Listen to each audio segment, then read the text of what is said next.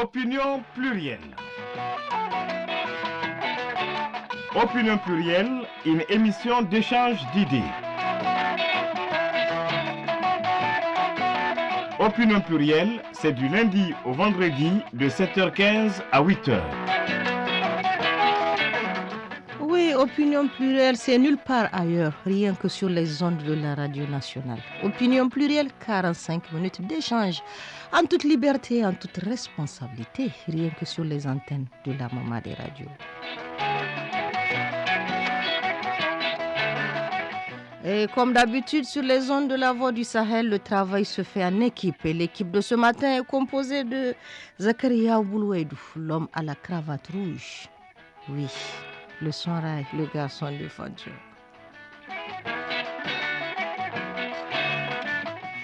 La régie de l'antenne est assurée par Omar Issa. Le microphone, c'est une passion.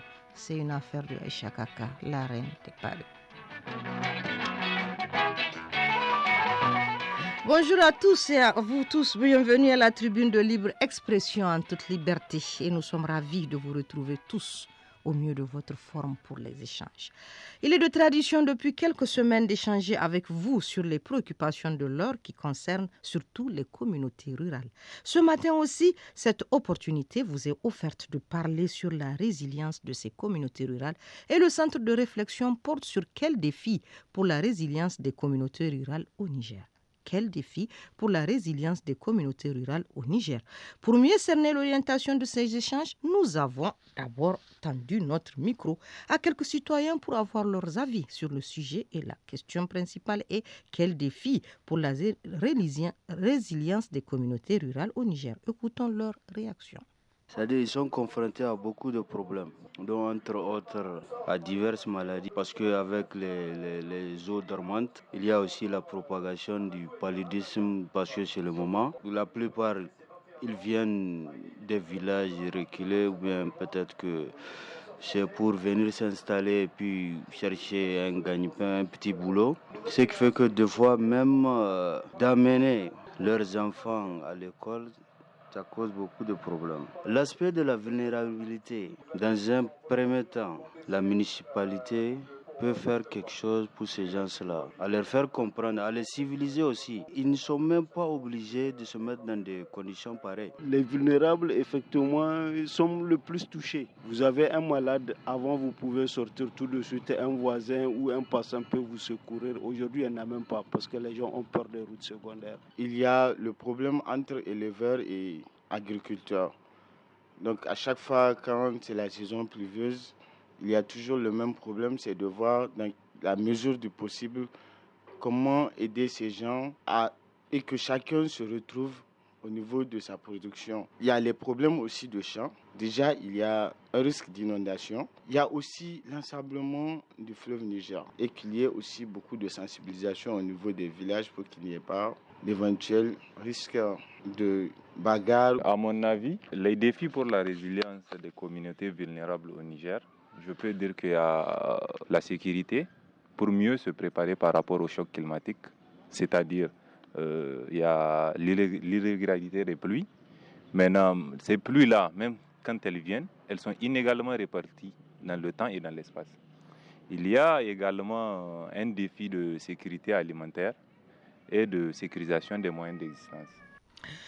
Alors, puisqu'il s'agit des défis pour la résilience pour les communautés rurales au Niger, les avis seront sans doute complémentaires parce que les préoccupations sont différentes selon les lieux et les contextes. Alors, chers fidèles auditeurs, faites-nous partager votre avis sur la question en appelant comme l'habitude au 20 75 21 11 en toute liberté et surtout en toute responsabilité. C'est parti.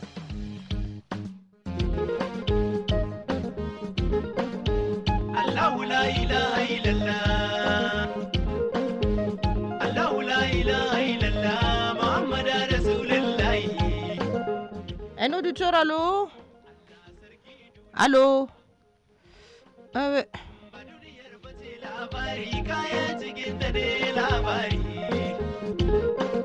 Ya ki da ikon Allah, ya ki da ikon Rabbi, komai ya faru ya kare yayi, yan uwa mu zanga tunani. Allô? Assalamu alaikum wa rahmatullahi wa barakatuh. Oui, bonjour. Alaykoum salam. C'est Bodé. Monsieur Borodere, comment vous allez? Je vais très bien. Je salue la grande famille Opinion Plurielle. Merci beaucoup. Et je souhaite longue vie à l'initiative Opinion Plurielle. Merci beaucoup, monsieur Borodere. Vous savez, pour le moment, même si à l'avion qui a avec son tintamarre là, je ne sais pas si on peut bien s'entendre. La principale préoccupation pour l'instant, avant d'arriver au Riro, d'accord, c'est la question des moustiques. D'accord, les moustiques. Vous savez, les moustiques, c'est comme les canouris. Ah bon? Ils sont tenaces. Fort Vous les délogez des abords de la Komadougou, ils vont se réfugier sur les bords du lac Tchad. Aïe, aïe, aïe. Vous les délogez de là-bas, ils vont sur les abords de la Komadougou. Alors, si têtu que ça, hein? Mais c'est comme ça les moustiques. Donc, il faut que les maires de Niamey soient persévérants. Et vraiment, c'est comme ça, les moustiques, ils sont comme les canouris. Et c'est très difficile de s'en débarrasser. D'accord. Concernant les défis pour la résilience en milieu rural. Oui. Hier seulement, un éleveur de l'Est de Gandon-Gorouba m'a appelé pour me dire on vend une chèvre à 4 000 francs CFA et on achète la TIA de 1000 au-delà de 1000 francs CFA. Aïe, aïe, aïe, c'est compliqué. Vraiment, dans ce milieu, comment peut-on parler de résilience? En tout cas, c'est trop compliqué. Moi, c'est ce que j'appelle depuis qu'on mène des actions. C'est comme si vous avez fait un chemin de fer et le train est posé par terre. Il n'est pas encore mis sur les rails. D'accord. Là, on ne peut pas aller loin. Vraiment, en matière de Nigériens nourrissent les Nigériens, il y a beaucoup encore à faire. D'accord. Parce que ce n'est même pas la peine d'aller loin. La chèvre à 5 000 francs, 10 000 francs, et puis la TIA de 1000 abonnés. On ne peut pas parler de résilience. Pour les paysans, il n'y a pas de résilience. Ils sont complètement vulnérables. Tout à fait. Ils sont vraiment désarmés. Il y a le fait que je n'ai pas pu appeler quand le ministre de l'Environnement était là. Tout à fait. Mais si vous allez, j'aurais pu poser une question. À partir de Dakoro, si vous allez faire 10 km au nord, de là, la vallée, là, les arbres qu'il y a jusqu'à Difa, ils sont attaqués par une espèce de ver à soie. Aïe, aïe, aïe. Et tous ces arbres sont en train de se mourir petit à petit. Ah oui, c'est compliqué, c'est pas bon pour la nature. Pourquoi ces insectes-là, on ne s'attaque pas à eux? Parce que vous vous rendez compte, ça fait combien de centaines de kilomètres qui vont de bois qui sont en train de mourir. Ah oui, et surtout de la verdure aussi encore. Hein? De la verdure et même du poison. Les insectes-là constituent dans leur cocon un poison pour les animaux. Oui, tout à fait. Non seulement, d'après les éleveurs qui vivent là-dedans, ils disent que les arbres ne donnent pas de fruits, mais également si les animaux consomment ces vers à soie, je ne sais pas, c'est moi qui dis à soie, ça les fait du mal. Ah, c'est du poison. Alors comment est-ce que les gouvernants ne s'occupent pas de cette question? Sûrement que des dispositions seront prises par rapport à ça. Qui finance cette action, moi je pense que ce serait bon que l'USAID regarde cette question et aide les gens de l'environnement à dire ce verre est-il utile au Niger ou pas? D'accord, monsieur Borodere. Il y a vraiment un danger sur toute cette zone arborée qui va vraiment disparaître à petit feu. On va dire la nature a horreur du vide. Si ces arbres disparaissent, d'autres peut-être vont prendre la place. D'accord. Mais ce n'est pas bon. C'est une vaste superficie qui est détruite. Donc ce sont ces deux aspects seulement que moi j'ai mis en avant aujourd'hui. Je vous remercie. Bonne journée. Merci beaucoup à vous, monsieur Borodere. Et sûrement que des dispositions seront prises pour pallier à ce phénomène. Appelez le 20 75 21 11. Et allô, un auditeur? Allô? Salam alaikum. Wa alaikum salam. Bonjour. Bonjour Aïcha. Oui, comment vous allez? Je vais très bien.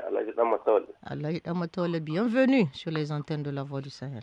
Merci. Donc, bonjour au peuple nigérien, bonjour à la famille Occident plurielle. Merci beaucoup. Je pense que si on prend sur le plan global, par rapport aux défis de la résilience des communautés rurales, il faut parler, à mon avis, de 3 choses. 3 choses. D'accord, allez-y. La première chose, c'est la famine. D'accord. La famine. La deuxième, c'est la soif. Il y a beaucoup d'endroits où l'eau est rare et elle n'est pas de bonne qualité. Tout à fait. La troisième, c'est la pauvreté. Bien, il touche de plus en plus des ménages nigériens, surtout en campagne. Tout à fait. Je viens d'une tournée de proximité. J'ai vécu vraiment des situations que je ne peux pas décrire sur les antennes. Aïe, aïe, aïe. C'est horrible. Maintenant, il faut relativiser les choses. Il y a des zones où c'est la sécurité qui est une préoccupation. Tout à fait. Il y a des zones aussi où c'est des questions entre les problèmes entre les agriculteurs et les éleveurs. Très cher à mon cousin Bodé Déré. Oui. Il y a des zones où c'est les questions de pâturage. Pour les animaux. Tout à l'heure, il a dit qu'il y a là où, par exemple, une chèvre se vend à 4 000 francs et une tille à 2 000 à 1 250 ou 1 500. Ouais. Cela prouve que justement, là, c'est une préoccupation parce que même si l'éleveur arrive à payer, à vendre son animal, il ne peut pas se procurer de quoi, en tout cas, subvenir à ses besoins pendant un certain temps. Ouais, et c'est paradoxal. Une à 1500, une chèvre à 4 000, je pense que vraiment, il y a un grand déséquilibre. Tout à fait, du paradoxe. Donc, voilà. Donc, par rapport à ça, quand on regarde, c'est que d'abord, il y a un problème. L'État, à travers certains projets, doit quand même continuer à soutenir parce que, surtout maintenant, c'est la période de soudure. Il y a les projets comme les projets filets sociaux. Je crois qu'il doit multiplier les descentes au niveau de ces zones rurales. D'accord. Pour soutenir ces populations un peu désorientées. Maintenant, pour la question sécuritaire, c'est vrai que le gouvernement fait de son mieux, mais il faut encore continuer à renforcer pour éviter les enlèvements des personnes et de leurs biens. Tout à fait. Surtout au niveau donc de l'Aktad et dans les zones frontalières avec le Nigeria. Il ne faut pas perdre ça de vue. Aujourd'hui, nous, dans ces zones-là, c'est des dizaines de personnes qu'on enlève, des Nigériens, qu'on enlève et qu'on amène au Nigeria contre notre.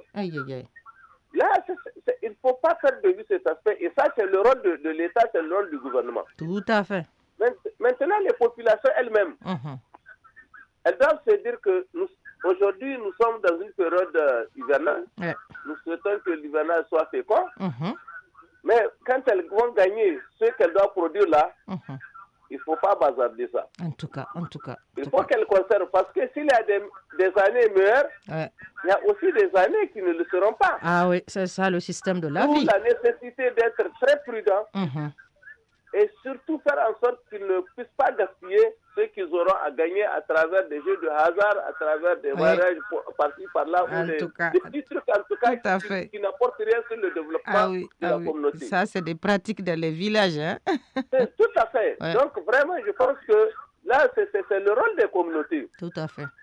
Ensuite, ils doivent se dire que si les projets les aident, c'est pour vraiment pour une durabilité. Maintenant, un aspect sur lequel je vais conclure, c'est la question du changement climatique. Je sais que dans les zones rurales, beaucoup sont ce qu'on appelle des climato-sceptiques. C'est-à-dire qu'ils ne croient même pas à ça. Il faut qu'ils croient, c'est une réalité. Il faut donc qu'ils protègent les arbres, qu'ils protègent la nature. En tout cas. Puisque quelqu'un l'a dit, si vous provoquez la nature, elle réagit. Ah oui, ça c'est automatique. Et c'est ce que nous sommes en train de subir avec ces inondations. Et donc, qui non seulement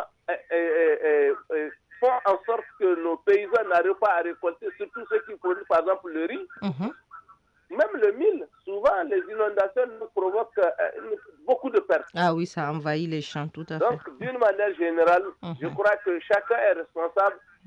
Mais nous devrons tous prendre nos responsabilités pour que les communautés rurales comprennent qu'elles ont un rôle à jouer pour le développement durable de notre pays. Je vous remercie, Madame Achou. Merci beaucoup, Alaj Damatawale. Et oui, il a dit prenons nos responsabilités pour le développement de notre pays. Appelez le 20 75 21 11 et avancez vos idées en toute liberté, en toute responsabilité. Un auditeur, on le prend. Allô? Allô? Voilà, sûrement qu'il viendra pour s'exprimer en toute liberté, en toute responsabilité.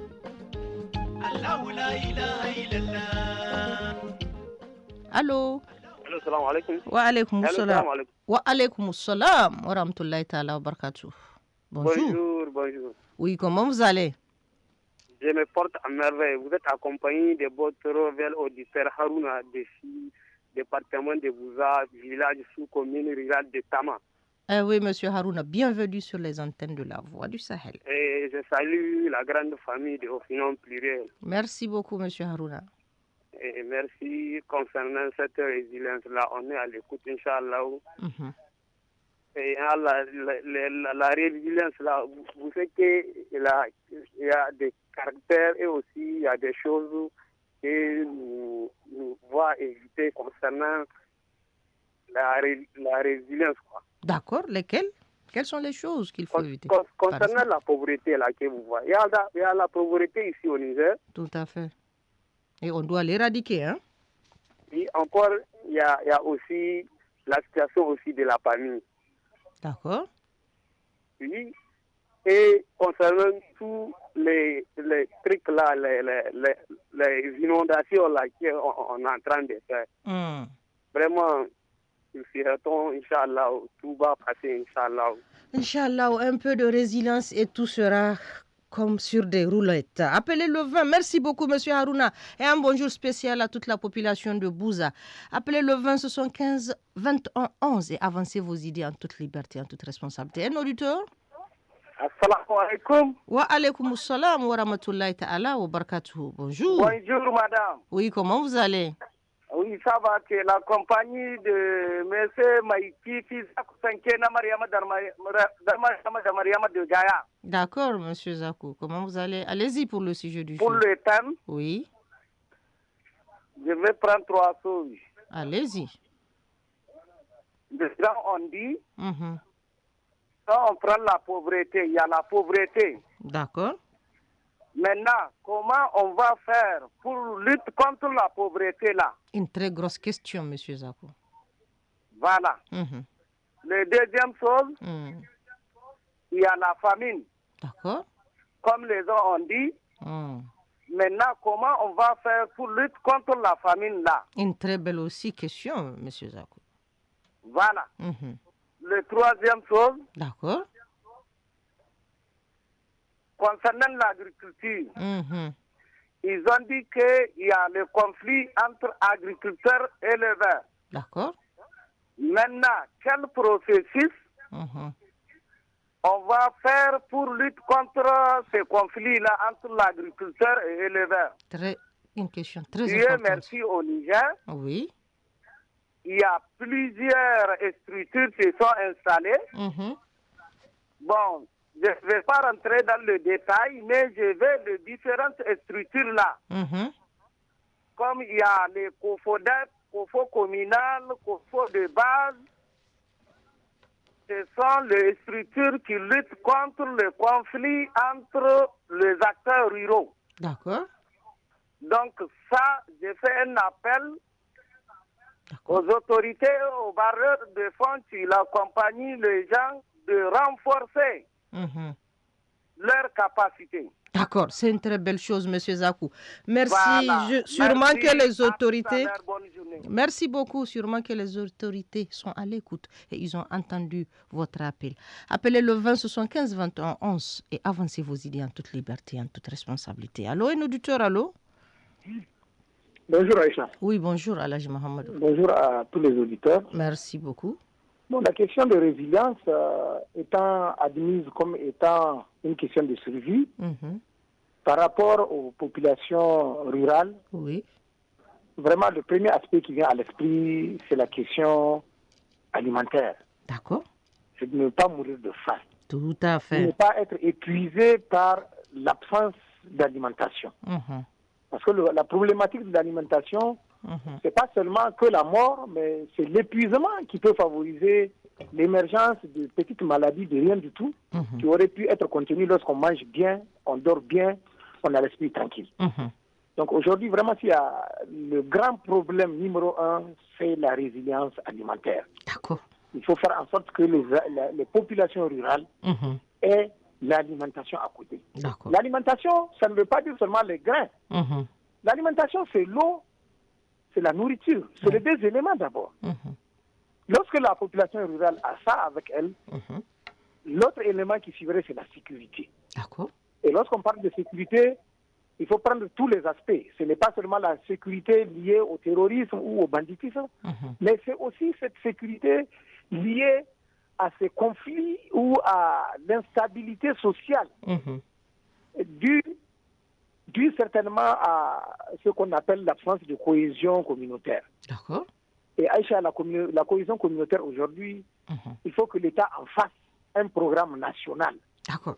Il faut vaincre les velléités communautaires. Il faut même vaincre à la limite les existences communautaires, les références ethniques.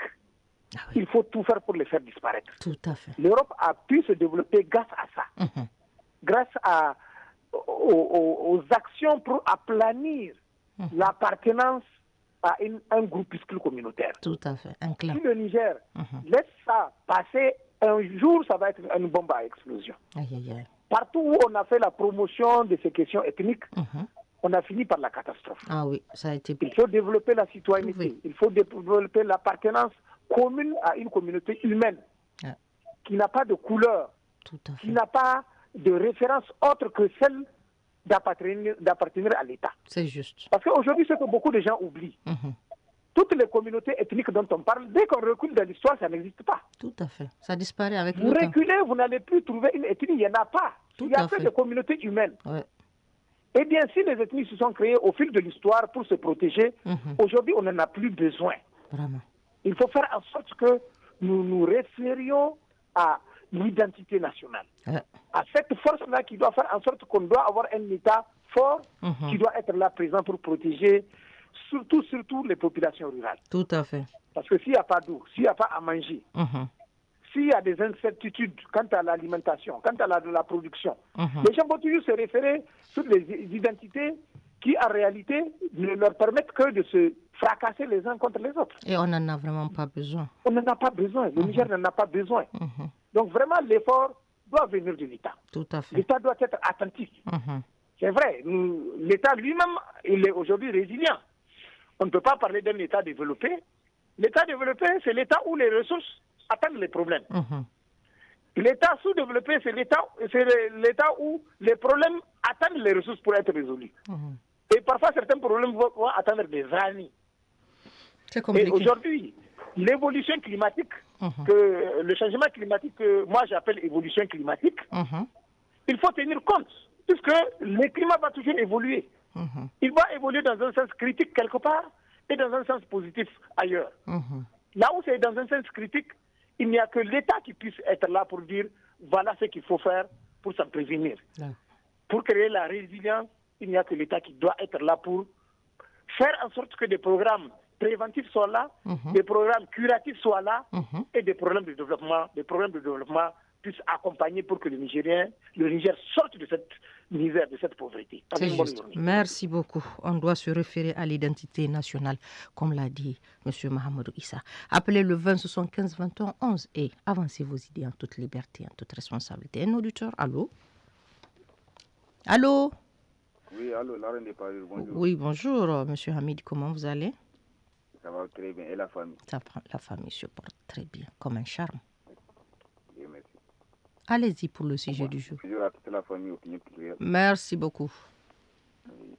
Bon, pour les résiliences, je crois qu'il a quelques aspects aussi à souligner. D'accord, lesquels? Oui, parce que je crois que dans les environs ruraux, il faut ramener les jeunes à comprendre que le travail, c'est pour l'évolution du pays. En tout cas, en principe. Oui, vraiment. Comment même les inondations qui sont en train de se passer à ce moment-là, à mon avis, la mairie doit mettre un point pour régler les questions des inondations à travers les jeunes. D'accord. Ah oui. Oui, parce que vous voyez, il y a des bras valides qui sont là, stagnés à ne rien faire. Donc, à à mon avis, la mairie peut engager tous ces jeunes-là. Très bonne idée. Dans le travail. Vous voyez, parce qu'il y a beaucoup de remblage à faire dans les villes, partout un peu. Tout à fait. Bon, vous voyez, la mairie a des véhicules, donc on peut lancer un appel envers les jeunes, vraiment de se mobiliser, même si la mairie va prendre les engagements de les payer. Oui, de toute façon, le fait qu'ils font le travail, c'est ça le nécessaire. D'accord. Le travail pour son pays. Oui, voilà, travail pour son pays.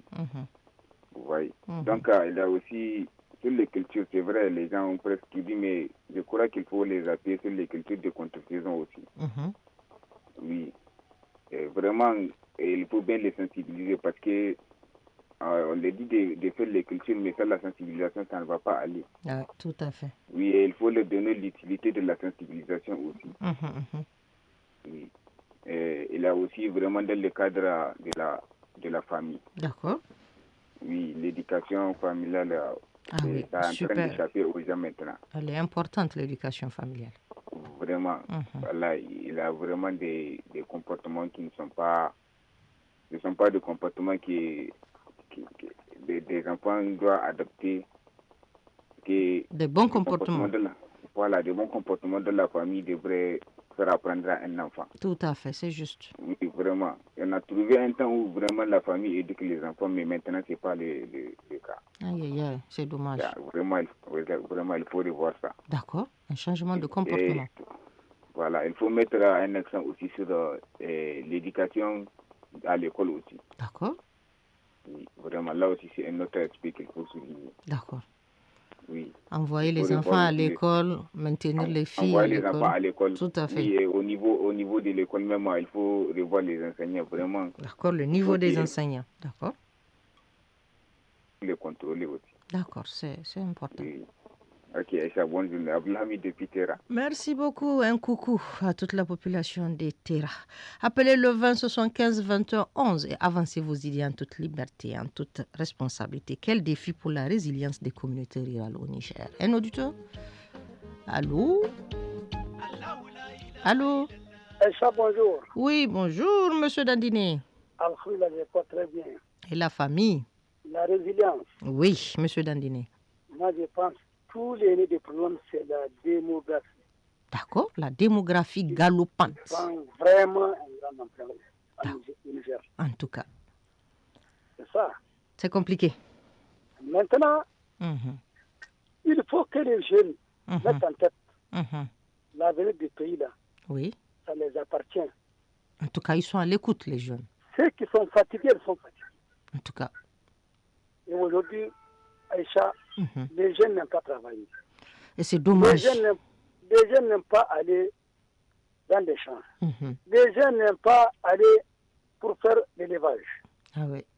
Il y a beaucoup de travaux, beaucoup de choses à faire. Tout à fait, tout à fait. Mais allez-y faire une étude, ici même à Niamey, ou bien même dans les autres régions, vous allez trouver des jeunes entourés d'une terre en train de faire l'étude. Maintenant, si les mariages, les motos, le ronflement, les autres, tout ça, là, après, sur le puissant, tout ça, là, vraiment. Toutes ces pratiques-là, franchement parlé, on est même le malheur de nos problèmes. Maintenant, au niveau des problèmes entre les éleveurs et les agriculteurs, ça, c'est un problème qui est toujours permanent. Et c'est le code rural qui devrait quand même, avec la chefferie, gérer ce problème-là. D'accord. Avant, tout l'espace qui appartient aux éleveurs, aujourd'hui presque occupé. Les mares abondantes, aujourd'hui, elles sont entourées par des champs. Et vous allez trouver comment ça s'appelle là, les vaches, les chameaux, les chèvres, les moutons. Et c'est compliqué. Ils n'ont même pas là où ils vont s'abreuver. Voilà le problème. Très gros problème. On dit qu'il y a un problème entre... non, le problème c'est quoi? C'est le problème de la terre. D'accord. Tant qu'il n'y a pas... Il faut baliser. Voilà vous les éleveurs, voilà votre place, voilà vous les sénateurs et tout ça là. À chacun sa place. Nous, avant, on ne connaît pas ça. D'accord. Nous, avant, on pouvait lui poser, il connaît ses parents comme mes parents là. On partage les mêmes espaces. Depuis Gandou, à Drébisnat, vers Belbéji, tu prends jusqu'à Serki, aller voir Kalambuka, Madoubi, toute la zone là. Tout ça là. Avec vraiment, avec un grand plaisir. D'accord. Les familles sont là avec les autres sédentaires. Vraiment, c'est vraiment tous, on est des parents. Aujourd'hui, c'est pas le cas. Aïe, aïe, aïe. C'est la violence ou rien. Aïe, aïe, aïe. Les gens sont devenus des voleurs, des brigands. Et c'est dommage. En tout cas, c'est très compliqué. Aujourd'hui, même tes propres parents aujourd'hui, ils peuvent faire un complot contre toi pour te détruire. Aïe, aïe, aïe, c'est compliqué. Pour ton bien. Qu'Allah continue de nous protéger. On a dit beaucoup de cas. L'État fait beaucoup des efforts. Les efforts, l'État, c'est qui l'État? C'est nous l'État. En tout cas, ça nous concerne tous. L'État oriente. L'État accompagne. Mais si on est paresseux, il faut savoir, après, on devient paresseux. En tout cas, maintenant, c'est pas la un débat. bataille des arbres là, qui est Baudé, il vient de dire. Voilà ce qu'ils font. Il prend un piquet, les piquets de fer en béton là. Il met ça, il pique ça au milieu d'un arbre. En bas, il creuse, il met des charbons avec des sels. Je vous le dis même pas, 40 jours, l'arbre est foutu. Et demain, ça devient vraiment des fagots. Ah oui. Tout ça là. Donc, les services de l'environnement, il faut quand même prendre leurs responsabilités. Tout à fait. Donc, franchement parler, moi je pense, le Niger là, oui, c'est le travail qui paye. En tout cas. Il faut faire une politique. Comment ça s'appelle là? De révolution. Il faut se révolter. Révolter par comment? Les jeunes, il faut qu'ils se révoltent pour travailler. D'accord. Mais pas se révolter pour faire comment ça s'appelle, les casses, la violence contre un État. D'accord. C'est ça que les Burkina, je me souviens en 84-85, quand j'ai parti au Burkina. Lorsque la révolution de Sankara, tout le monde travaille. D'accord. Dans les champs, dans l'agriculture, l'élevage, partout. Tout le monde est impliqué. D'accord. Aujourd'hui, ils sont avancés. En tout cas. Mais pourquoi pas nous? Très grosse question, M. Dandine. Tant qu'on a des jeunes, on se marie, on garde des gardes, des délinquants, tout ça là. Non, il faut qu'on arrête ça. D'accord, stop. Les services de participation là. Il faut qu'on recrute tous les jeunes là, les amener depuis comment ça s'appelle, à Lafzanga, jusqu'à la frontière du Nigeria. D'accord. Pour au moins, au niveau des périmètres là, des rizières là. Non, le Niger, le travail ne manque pas. En tout cas, il y a toujours du boulot. Vraiment, toujours, j'ai l'honneur là. J'ai l'honneur, c'est fini ça. En tout cas. Il faut aller travailler. Il faut créer des initiatives. Il faut passer à l'acte. Et je salue quand même le groupe des femmes au Niger là. Elles sont en train de créer des initiatives très porteuses. Ah oui. Bravo. Bravo les reines. Dans le cadre de la confiture, la transformation agroalimentaire, tout ça là. En tout cas. C'est vraiment, ce sont des actions quand même... tout à fait. Salvatrice. Tout à fait. Positif. Tout à fait. Tout à fait, donc, monsieur Dandine. Merci beaucoup. Merci, monsieur Dandine. Oui, c'est le travail qui doit être primé au Niger, comme l'a dit monsieur Dandine. Appelez le 20 75 21 11 et avancez vos idées en toute liberté, en toute responsabilité. Et un auditeur, on le prend. Bonjour, oui, bonjour. Comment vous allez? Tawasako, vous dit bonjour. Et Tawasako, là, bien en forme là? Alhamdulillah. Ça fait plaisir d'entendre cela. Gimbia, c'est le Bouza. Oui, l'homme de Bouza.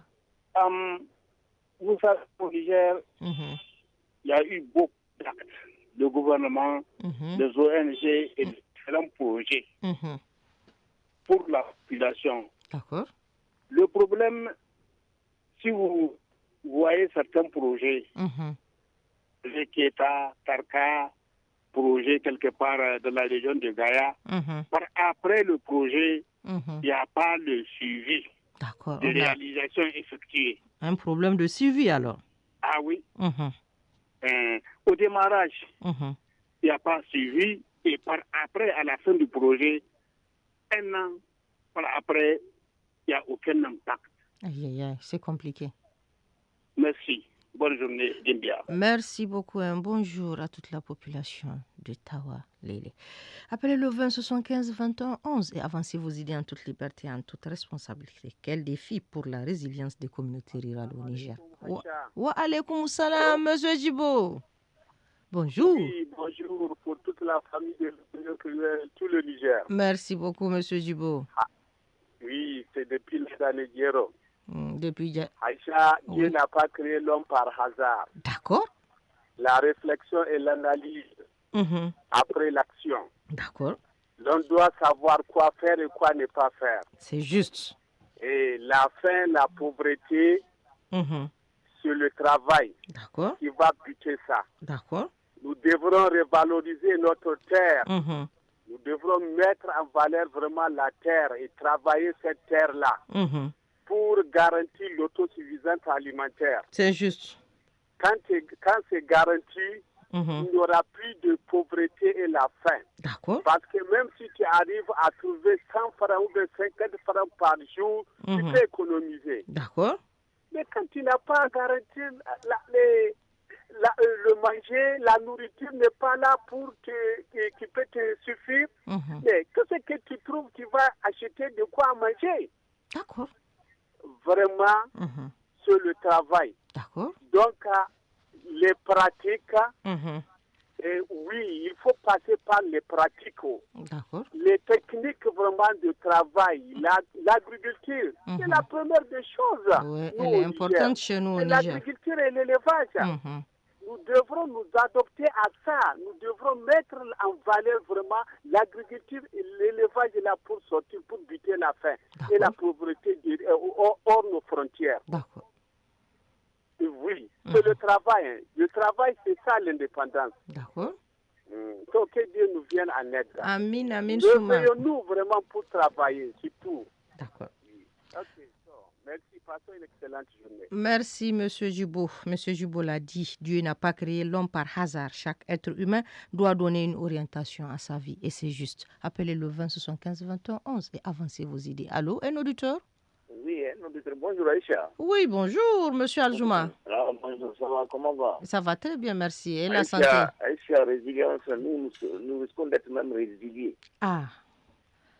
Aïcha, voilà, si vous prenez à partir de ton étude, jusqu'à Gessé, il y a plus de champs qui se perdent. Ah, c'est compliqué. Tout est englouti. Aïe, aïe, aïe. Le pont de Badda, de Kinga, de Walam et de Tolkobey, pas de passage. Aïe, aïe, aïe. Prenez vos caméras et venez voir. C'est compliqué. Des jardins qui ont perdu des jardins de manguiers de 5 ans et de 6 ans. Aïe, aïe, aïe. Comme du Sahel, n'en parlons pas. Où en parlons, est-ce qu'on peut lutter contre ça là? Non, c'est toujours et bon de lutter. Les gens lutter. n'ont plus de terrain où aller travailler. C'est compliqué. Voilà, Aïcha, venez voir, franchement, ça fait pitié. J'espère que votre invité à vos côtés, ils doivent franchement vous demander les autres qui sont venus hier à Wallam, il les a failli faire blanchir 15 km pour 3 km à zéro. Aïe, aïe, aïe. Ah oui, c'est compliqué. Voilà, est-ce qu'on peut parler comme ça? Et ceux qui sont en aval de la mare, nos étrangers sont aussi, avec leurs animaux, sont en train de détruire leur champ. Aïe, aïe, aïe. Vous voyez, franchement, ça ne va pas, on ne peut pas s'en sortir. Ça ne va pas. Ça ne va pas, c'est vrai. Ça ne va pas du tout, Aïcha. La sensibilisation, mais si on n'a pas de terrain, on ne peut pas s'en sortir. Et il faut qu'on s'en sorte, c'est important. Voilà, ça ne va pas, Aïcha. Sortez avec vos caméras et venez voir. D'accord. Voilà, venez voir. Ok. Ne restez pas les bras croisés. Et nous vous croyons sur parole. Oui, dans 72 heures, si vous ne faites pas quelque chose, nous sommes résilients, pas résilients. Ah non. Sûrement, les autorités compétentes sont à l'écoute et je vous assure que d'ici 72 heures, des mesures vont être prises. Oui, nous sommes mercredi. Aujourd'hui, aucun gros camion n'est venu à Wallam pour le moment. Aucun pour le moment. C'est compliqué. Bon, là-bas, les marchandises, il y a de quoi pour s'en sortir. Si le marché ne fait pas son plein, vous voyez ce que ça va faire. Ah oui, je n'imagine même pas. Amin, ya Rabbi. On peut bien lutter contre cette violence, on peut bien faire quelque chose, mais on ne peut pas aller contre la nature. Tout à fait. D'accord. Oui, ça donne de la peine, mais sûrement que des mesures vont être prises d'ici là. Appelez le 20 75 21 11 et avancez vos idées en toute liberté, en toute responsabilité. Un auditeur, allô? Allô, oui, bonjour Aïssa. Oui, bonjour, comment vous allez? Oui, c'est Maïkif Sanké Mariama de retour en de Gaïa. D'accord, monsieur Maikifi. Oui, j'ai deux choses à dire à ajouter. Et vous savez que le projet accompagne les communautés. D'accord. Donc moi, je suis de Gaïa. D'accord. Il y a un village de Kiassala. Il y a le projet Liptako. Je crois que c'est en 2007-2008. Monsieur Kifi, Monsieur Mekifi, arrêtez de nommer des cités, des projets. Allez-y sur le... Ah, d'accord. Oui, la culture bourgoutière. Ils ont montré les gens comment faire. D'accord. Et le projet s'arrête jusqu'à présent, les travaux continuent. D'accord. Vous voyez, ça c'est une stratégie très importante. Tout à fait. Donc les communautés, c'est pas les communautés seulement. Même le pays étranger à côté de nous, Bénin, Nigeria, ils sont bénéficiaires de ces cultures-là. D'accord, c'est une très bonne chose. Parce qu'en période de soudure, de paille des animaux, ils vont venir là-bas le chercher. D'accord. Et encore entre eux, les coopératives producteurs et les éleveurs. En période soudure de paille, ils vont se organiser pour donner aux éleveurs un mois dans le site, les animaux en train de manger les herbes. D'accord. Vous voyez, ça c'est une stratégie très importante. Ah oui, une véritable stratégie. Le deuxième chose, quand je prends, il y a le problème de pistes ruraux. D'accord. Ça, on a des problèmes de pistes ruraux. L'État et les partenaires n'ont qu'à voir. D'accord. Quand tu prends Gaïa, Dolé, on est deux frontières. D'accord. Et trois frontières même. Deux communes très importantes, commune Tunga et Gaïa. D'accord.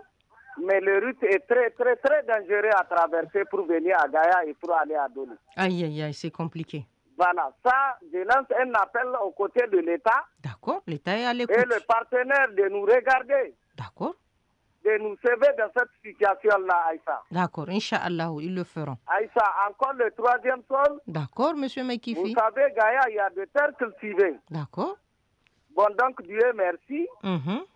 Il y a plusieurs partenaires qui font leurs accompagnements à Gaïa. D'accord. Donc, nous souhaitons d'augmenter les jeunes producteurs là. D'accord. Ils sont en train de former, de montrer comment ils vont faire les différentes techniques de culture. Donc, nous souhaitons aussi d'augmenter, de renforcer leurs capacités. D'accord, monsieur Mekifi. Aïssa, bonne journée. Merci beaucoup, bonne journée à vous, monsieur Mekifi. Bonne journée à toute la population de Gaïa, en espérant que tout le monde a pris son commandé. Voilà, l'opinion plurielle, c'est un débat, 45 minutes d'échange. Voilà, c'était là. Les défis, c'était là. Quel défi sur la résilience des communautés rurales au Niger? Voilà. La réalisation a été assurée par Zakaria Oboulou et de la régie d'antenne Omar Issa, le microphone Aïcha Toukaka. Merci à vous, merci de nous avoir prêté oreille attentive. On se prend demain, plaise à Dieu, sur les antennes de la Voix du Sahel. Bonne journée.